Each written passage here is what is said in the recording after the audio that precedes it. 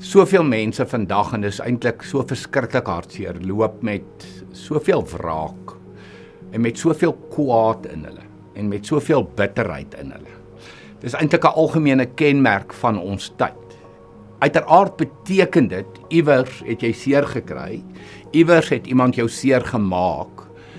Ek dink die belangrikste woorde wat ek hier wil gebruik is, iewers is daar onreg aan jou gedoen. En dan vra ek myself net, ten spyte van onreg wat 'n mens aangedoen word, want ek kan so assosieer daarmee, ek bedoel dit het met my ook al gebeur, en dit gebeur gereeld. Is hierdie kwaad, aanhoudende kwaad, en woede, en wraak, en bitterheid, is dit regtig die moeite werd? Wat bereik ek met hierdie kwaad, en met hierdie wraak, en met hierdie woede in my? Wie is nou eintlik die gevangene?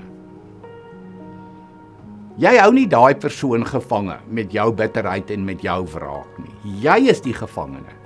Dis jy, wat die wonderlike wat ek altyd sê, jy is die gevangene, maar jy die tronk se deur se sleutel in jou hand. Vergifnis is die tronk waarin jy jouself geplaas het as gevolg van bitterheid en wraak. Jy die sleutel in jou hand. Jy kan vergewe.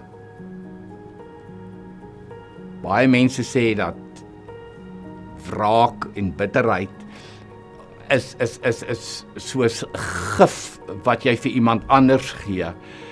En asof daai persoon nou daardie gif gaan drink, of daardie persoon van daardie gif iets gaan oorkom. Nee, daardie gif, die gif van bitterheid en van wraak en van onvergifnis, is gif wat jy self drink. En dis gif wat jou beskadig. Dis gif wat jou leed aandoen. En dit is hoekom die baie bekende biskop Desmond Tutu het hierdie verskriklike, dis baie kort, maar baie waardevol en baie kragtige woorde gesê. Hy sê die volgende, hy sê, sonder vergifnis is daar geen toekoms nie. Met ander woorde, jy's 'n gevangene van jou verlede. Jy's die een wat die gif drink en jouself beskadig. En dis jou keuse. Dis jou keuse. Ek besef, onreg is jou aangedoen. Ek besef, jy het seer gekry. En om te vergewe, daardeur sê jy nie die onreg is eintlik reg nie. Jy sê nie, daai seer kry is eintlik jou verdiende loon nie. Dis glad nie wat jy sê met vergifnis nie.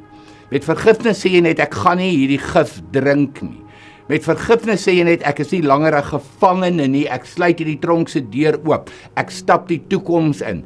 Dit is wat vergifnis doen vir jou en vir my. Al is dit hoe moeilik, al vat dit hoe lank, dit maak nie saak nie. Al moet jy iemand gaan sien om jou te help om daar te kom. Kom net uit by 'n plek en 'n punt van vergifnis in jou lewe. Dis vryheid.